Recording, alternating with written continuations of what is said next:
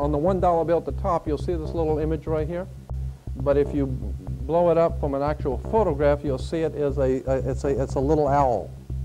It's a symbol of the Bohemian Society. The Bohemian Society meets in California on the last 2 weeks of July of every year. I have pictures showing all of the presidents, all of the living presidents, excluding the new one, but all of the living presidents at Bohemian Grove in Northern California, and they're all wearing red and black Ku-klux-klán dress type of regalia, like the Ku-klux-klanners, with the pointed headdress and everything. And I mean, that's quite a sight to see presidents dressed like Ku-klux-Klan members, right? And they're standing in front of a big open pit of fire, and behind them is about a 20 to 25 foot owl behind them. And the article in Elm magazine and Time magazine, I've got 2 or 3 different magazines showing basically the same pictures.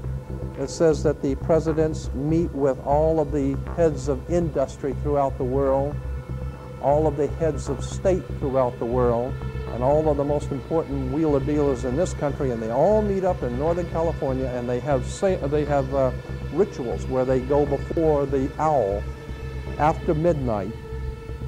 And what a picture you got, with all the presidents dressed up like Ku Klux Klanners with black and red robes on before an owl. And these are your presidents of this country.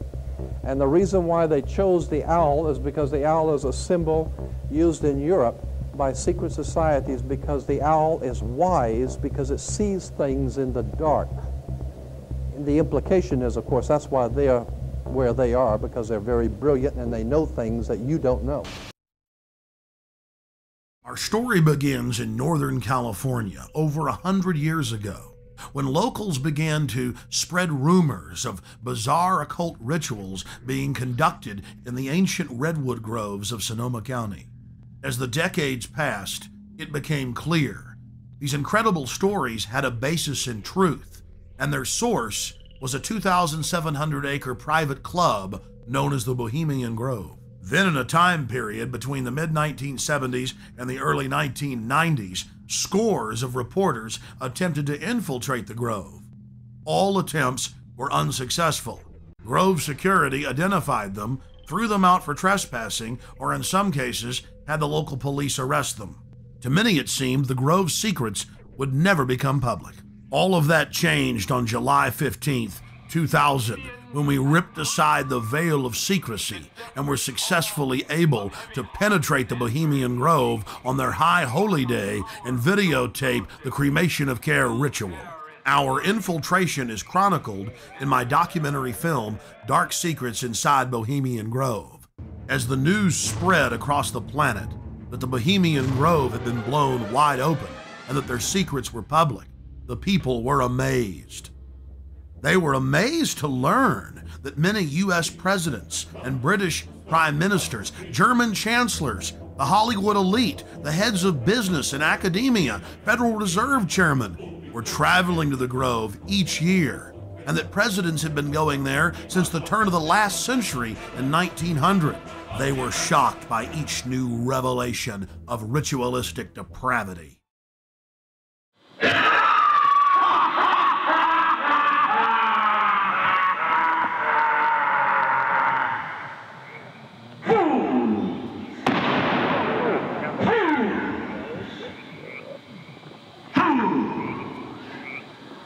When will you learn?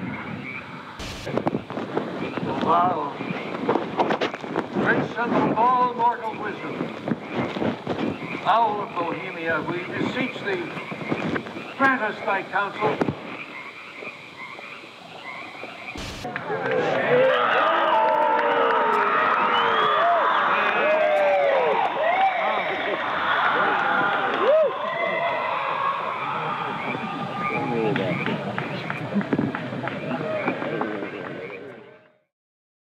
One last question.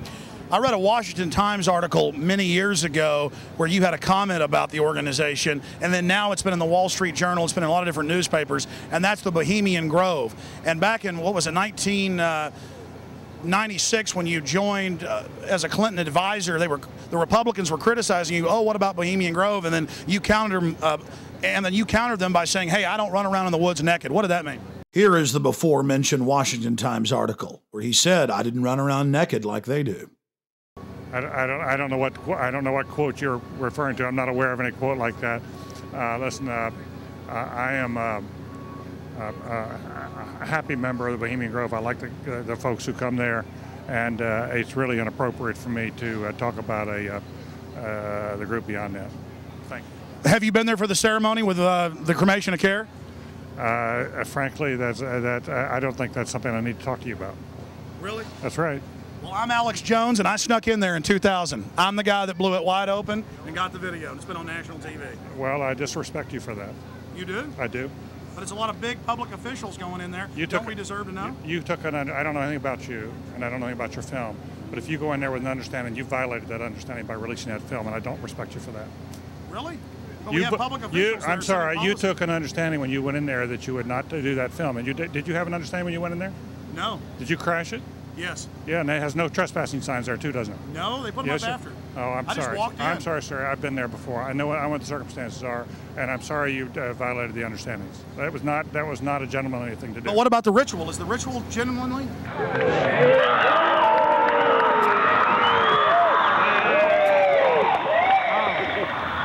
Sir, everything I don't owe you this comment. I know. I appreciate it. This is what's called ambush journalism, and I disrespect you for that as well. So thank you ever and goodbye. Been in the ritual? It's none of your damn business. Oh, that's right. Listen. You go around and make understandings with people and violate them. You ambush people on the streets, and that's inappropriate form of journalism. If you wish to practice that, that's fine, but don't ask others to respect you for it. If you want to, you can do. You're a free American, like anything you want. If you want to be uncivil and rude and ungentlemanly, that's up to you. But don't expect the rest of us to say, "Oh well, you're there, Mr. Gergen." I'm sorry, nobody sets policy in there. We try to be gentlemen, and obviously, you don't belong there. Weaving spiders come out here. Yeah, that is a three-pointer. Woo! Look how strangely he behaved when we brought it up. Why is he acting so secretive? And why did he get so angry when he discovered that we'd snuck in? You see, they take it very, very seriously. This is one of the hallmarks of the occult and secret societies. The word occult means secret. Secrecy is part of their religion. They revel in it. And when it's violated, they become extremely angry. Our social lives, going to the football game or the PTA, a little bit different than your average world leader or corporation chief. No, in their spare time, they worship Moloch and do mock human sacrifices. We just need to get used to that and accept them as our leaders. Think about it. If your neighbor was engaging in mock human sacrifices to Moloch, the demon idol that was worshipped all over the Mediterranean and the Middle East, would you let that neighbor walk your dog or house sit, or how about babysit your children, or be in control of the nuclear launch codes? Well, let me give you a revelation. They are in control of the national deficit, of Congress, of your bank account, of your local police department, and they see you as cattle, as their slaves.